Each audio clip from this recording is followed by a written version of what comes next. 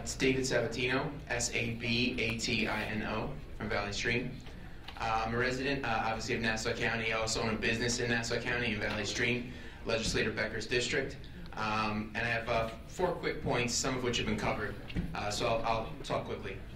In regards to response time and processing, even if you gave these police officers, each of them a Knight Rider-esque car or an Inspector Gadget technology, even if that car processed that criminal from start to finish, so from when they put the criminal in there to when they dropped him off at the station house, the police commissioner spoke about, I believe it was sector 504, a 3-minute increase from his sector to the new proposed station house.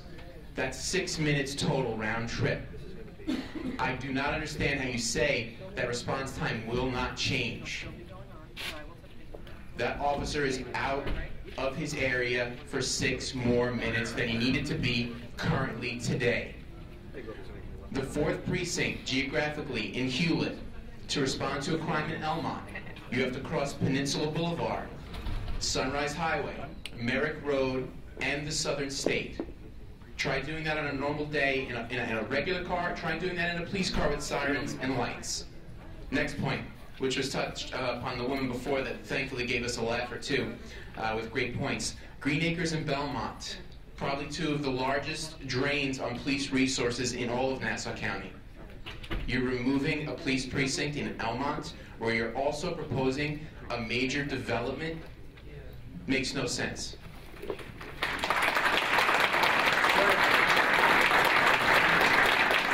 Third point, perception. And Valley Stream has certainly had to deal with a fair share of negative perception. A lot of it stemming from such things as the murderplex at Green Acres and the infamous and unfortunate trampling of a gentleman at Walmart. Perception is everything these days, and it's eroding our community. Even as crime declines, the perception is it's going up. Even as these police officers do an incredible job, the perception is that the criminals are winning.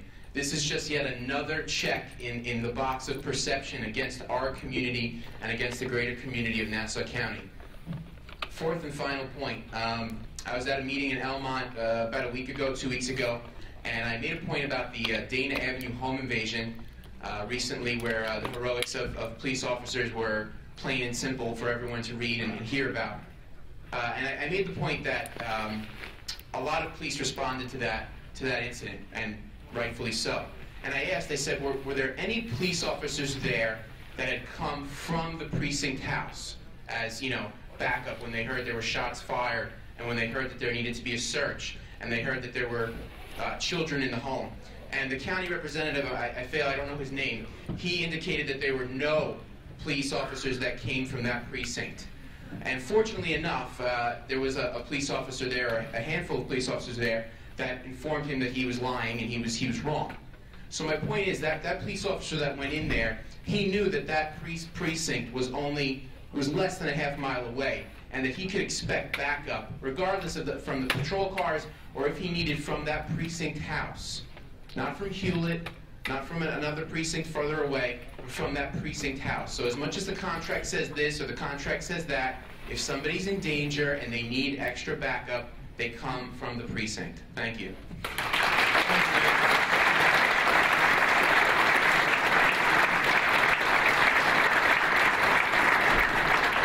That was the final slip.